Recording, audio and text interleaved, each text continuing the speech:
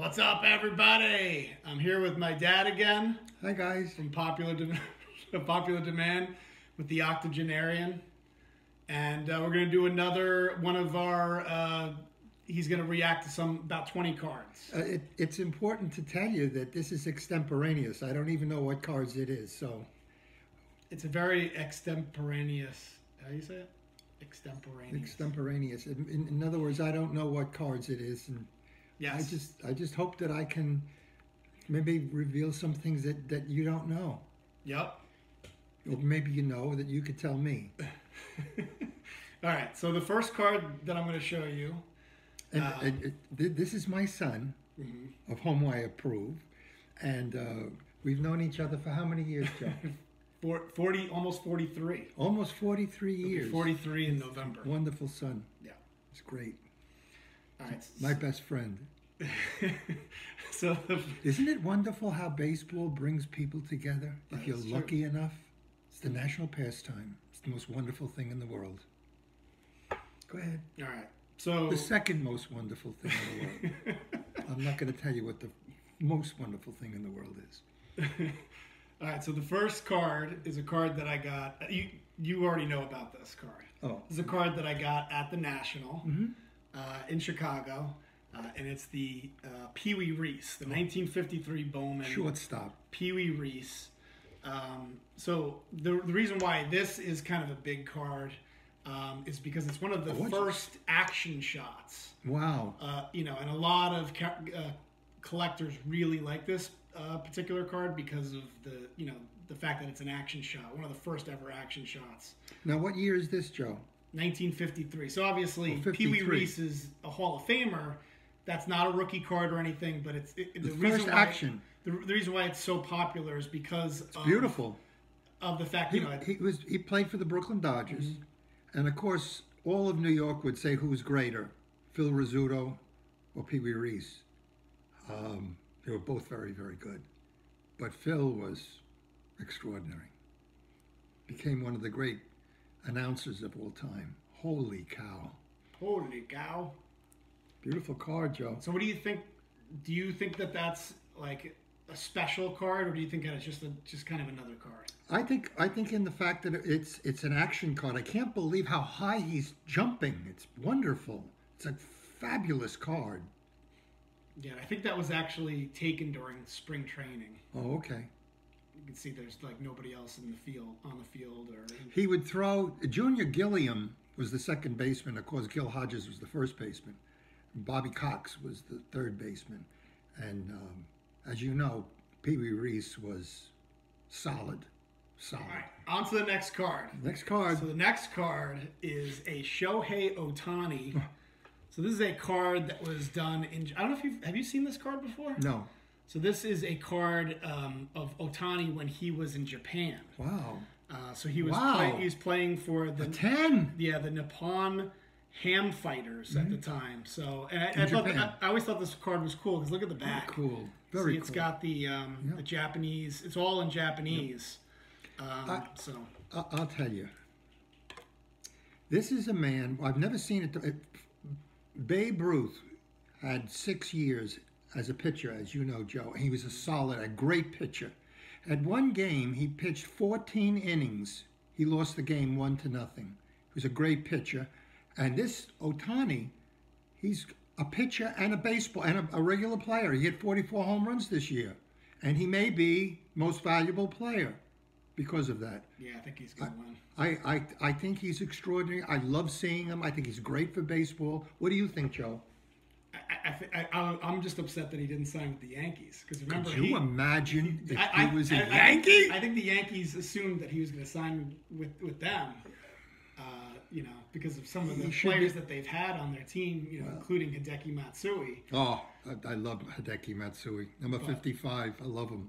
Right. I love the Japanese players. Joey, who is the other? The wonderful Azuki? Ichiro Suzuki, yeah. Ichiro would hit an average ground ball and beat it out. That's how fabulous it was because he was on the left side. So when he touched the ball, he was gone. Could you imagine if Ichiro had a full career in the major leagues. Joe, what do you think? He would be another Pete Rose. He would own every he would own everything. He'd own every hitting record ever. He would own everything. It's unbelievable. All right, next card. I love this guy. I love him. I think he had 44 or 45 home runs this year. He pitched very well. At the end of the year, he slowed down a little bit, unfortunately. So I still hope he gets the MVP. What do you think, Joe? He'll win the MVP. He will? Mm-hmm. All right, next card. Although Salvador Perez should get some. That Salvador Perez. He is great. I think he played 161 games this year. Yeah. That catcher. He lost one game. He didn't play one game. Right, and then I think he hit like 48 home runs. 49 home runs. As a catcher. All right, next card is the Bob Gibson rookie card. So this is a beautiful card from 1959.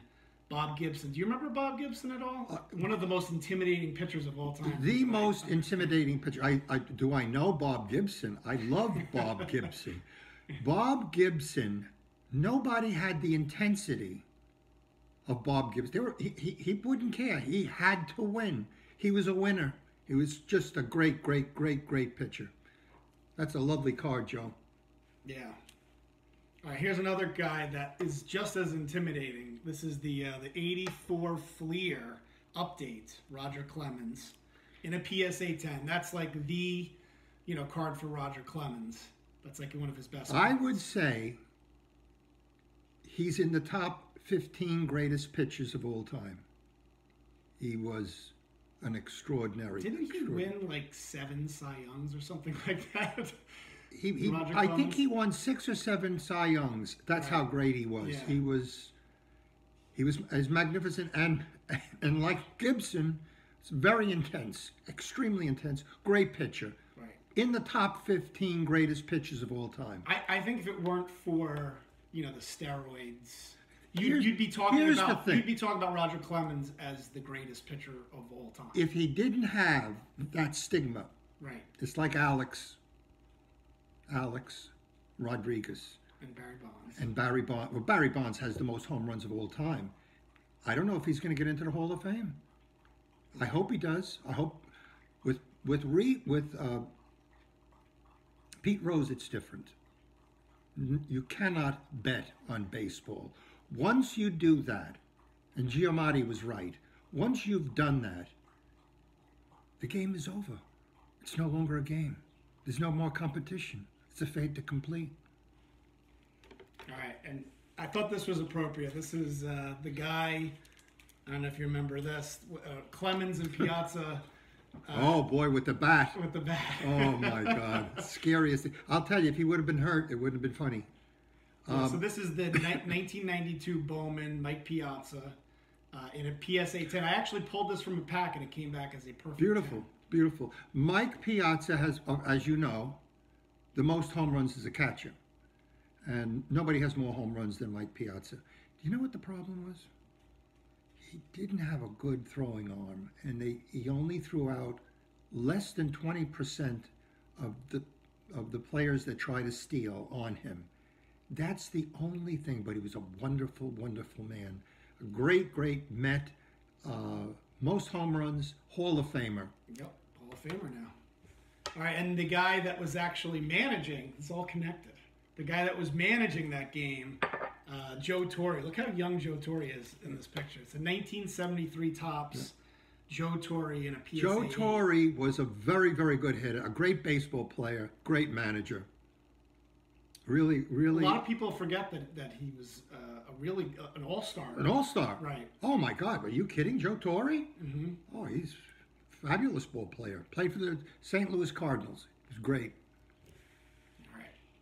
All right, next card. This is fun. I hope you're enjoying yourself. What do you think of me now? Every once I didn't in a while. even have anything to drink yet. All right, next card is Hulk Hogan. Hey guys, I'll tell you, I don't know too much about wrestling, but Hulk Hogan was a joy to watch. I think he's a wonderful man. Yeah. I don't know too much about him. This is like his rookie card. 1982 Wrestling All-Stars. Hulk Hogan. I like him. And I remember, I like him. You know, me and my brother would always make you guys get us pay-per-view of the WWF. And he was usually one of the... You know, I think for me, you know that wrestling was preordained, right? That's why I say that you can't... I don't know if they know that. I don't know if they know that, Dad. I don't know if you should say... Okay, sorry. That it's been preordained. You might ruin... It might not be true. Sorry. Cut that out. All right. The next two cards I decided to put together. This is Jerry Rice's rookie and Joe Montana's rookie. Okay. So this is... Okay. Yeah. Two here's my great 49ers. Here's my reflections. The sports writers just recently, all of them, voted on the top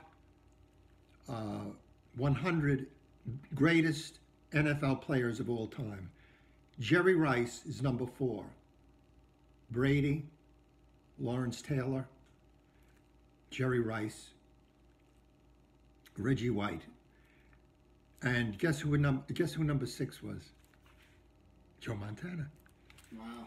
Yep. Who was number 1? Brady? Brady's was considered by the this is all of the sports writers of all of them. Okay. Brady's number 1. And they had Montana at 6. 6. Huh? Wow. I figured he'd be higher up. Lawrence Taylor was right in there, of course. Reggie White. Okay. Wow.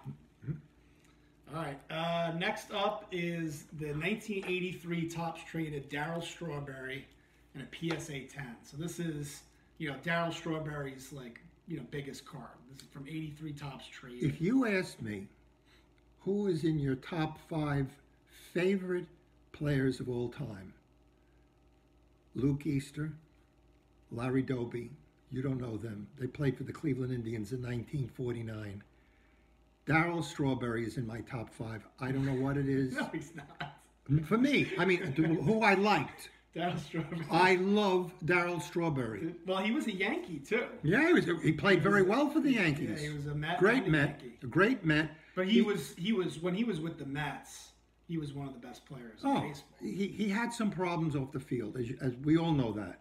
But as far as a human being is, he turned his life around. He became a great person, great father, great ball player. If he would have just been a little bit more focused, he would have been a Hall of Famer. All right. Next up, I have no idea if you even know who this player is. 1952 Topps, George Monger. It's a beautiful PSA 6. Joey doesn't realize this. This 1952 baseball card of George Monger. I gave this to him. No, yeah, I remember. I gave this to him. Do you remember who is? Do you know who George Munger is? No. No. Okay. I don't. So he was a common player. Well, he was a common. I almost know all of the 1952 players. I think I do, but I'm not sure. But to be honest with you, but the 1952s, I collect them. That's the only thing I collect is 1952 Topps. And it's number 115. Okay, that's not like a low number or a high number or anything. Okay. Next up, I don't know if you'll have any thoughts on this, but the Walter Payton rookie card, 1976 Topps, Walter Payton, running back. What was the name of the movie, Joe? A movie? There was a movie with Walter Payton and I can't think of the name of the other one, but there's an actual movie about him. Walter Payton was one of the greatest running backs of all time, and he was tremendous when he for punts and for kickoff returns. Walter Payton for the Bears, Chicago Bears, they love him. He was a wonderful, wonderful man. All right, next up, 1950. I'm sure you know the name of the movie. There's a movie about it. No, I'll look it up. I'll show it to the audience. Yeah. We are the Bears, shuffling crew, shuffling on down, doing it for you. We're so bad, we know we're good, blowing your mind like we knew we would. You know we're just strutting for fun, strutting our stuff for everyone. We're not. 1955 Bowman, Hoyt Wilhelm. Hoyt Wilhelm may very well be the greatest knuckleball pitcher of all time. Hoyt Wilhelm was a great pitcher, and he's noted for his incredible knuckleball. you couldn't catch it. The only way to catch Hoyt Wilhelm's knuckleball is to wait till it rolls and rolls and rolls, and when it finally stops, you pick it up. You know what? I looked at it real briefly, but he pitched until he was 50 years old. He pitched, and you want to know why? What did I just tell you about the fact that he was a knuckleball pitcher? He didn't have to throw fast. So he threw in the low 80s, high 70s, but the ball was dancing all over the place. Couldn't catch it. Couldn't catch it. The catcher couldn't catch it. And he finished with a career 2.52 ERA. Yeah. Can you imagine he pitched till he was 50 and He was 50. his career ERA was Again 2.52. He could pitch. He didn't have to throw fast. The ball was jumping all over the place. You couldn't catch it. You couldn't hit it. He might be. Do you think he might be underappreciated? Possibly. I think he's underappreciated. But Yeah. but in New York, he's underappreciated. Yeah. Yeah. Okay. Next, kind of another curveball at you. You ready? Mm-hmm. All right. Mike Tyson. This is a Mike Tyson rookie card. 1986 Panini Super Sport. This was made in Italy, and it's a sticker. So I don't know. Do you have any thoughts about this card? This is the Mike Tyson rookie. PSA 8. Michael Kay, you know, he's the announcer for the Yankees, has a program, Center Stage. If you get a chance, you've got to see the piece with Mike Tyson. It's just fabulous. He's Mike, but you got to see it. He's great personality. What a fighter, especially when he was young. Yep. Do you think that he could have beaten Joe Louis in their primes? Maybe. I feel like Or Tyson, Muhammad Ali. I feel like Tyson Muhammad Ali is still the greatest boxer of all time, okay? I feel like Tyson in his prime could have beat anybody. He could. He was a bull. Yeah. He was a bull. He was like Rocky Marciano. Rocky Marciano, 49 times he was a heavyweight fighter, 49-0. The only fighter in all history is 49-0 is Rocky Marciano. Wow. All right. Next card. You ready for this one? I'm ready for this one. What's this little thing on the top? Don't worry about it. Don't worry about it. C-3PO. Well, Star Wars. Anthony Daniels. Yeah. Do you notice anything strange about that card? Yeah, and I'm not going to tell them. That's an error. That's error? That is a proboscis in the wrong place. All right. Next card. Another curveball. Ready? Mm-hmm. This is a 1931. Ready? Take a look at that. That is a 1931. Oh my God, Walt Disney. Yeah, card of Walt Disney with Mickey. So the couple cool things about this is Walt Disney came up or created Mickey in 1928. So this was like just 3 years after he had created. So this is sort of like the rookie card for Walt Disney and Mickey Mouse. It's wonderful. You know, he at first when he created Mickey, before that there was he had created something called Oswald the Rabbit. The Lucky Rabbit, and he lost the rights to Oswald, and so he created Mickey Mouse. Originally, he called him Mortimer Mouse, and then his wife convinced him to change. She didn't like the name, so they changed it to Mickey, and then of course the rest is history. But how cool is that card? It's a tobacco card that what year is it, Joe? Features Walt Disney. What year? 1931. And look at the condition on that. How beautiful that card is. Gorgeous. You know, so I saw some opportunities just with some very of these cards. early. Yeah. In the beginning of World War II. Mm-hmm. Right. So it's neat, right? Oh, it's gorgeous. It's All right. 1931, which means that it's 11 years before I was born. Wow. All right. Next up is the Willie Mays rookie card. This is the 1951 Bowman Willie Mays. I don't know if I've really showed you this particular card. Gorgeous, Joe. Yeah. I actually, it's off center. It's not the greatest condition card, but it is his rookie card. It's a 1950, it's the same year as Mickey Mantle's rookie card, the 1951. The Say Hey Kid. Yeah. A great center fielder. Do you remember the catch? The catch is 1954. Vic Wertz hit it. Vic Wertz was the first baseman for the Cleveland Indians. And the Indians were going to win that game. Vic Wertz hit that ball over the head of Willie Mays, who made that spectacular catch and throw. The Say Hey Kid. How many home runs, Joe? I think he's in the 600s. Yeah. He's in the top greatest. He's in, my opinion, the top 7 greatest baseball players in history. All right. Love him. All right. I was a Cleveland Indian fan in 1954 World Series. I was a Cleveland Indian fan. He broke my heart. All right. I got 3 cards left to show you. All right. 2 of them are from the 1956 top set. So this first one is a Clemente. This is a 1956 Topps Clemente in a PSA 5. I love this card because it's so perfectly centered. Even though it's only a 5, it looks to me It looks like a 6 to me. Yeah, it looks nicer. 6.5. Yeah. We all know about Roberto Clemente, right? Tragic death. He's worshipped, especially in Central America. And he was a philanthropist. He was a great baseball player. He was a Pittsburgh Pirate. And he was a fabulous man, great baseball player, Roberto Clemente. All right. And then from the same set, the Jackie Robinson. Here's the Jackie I was telling you about. Okay, let me give you a brief diatribe on Jackie Robinson.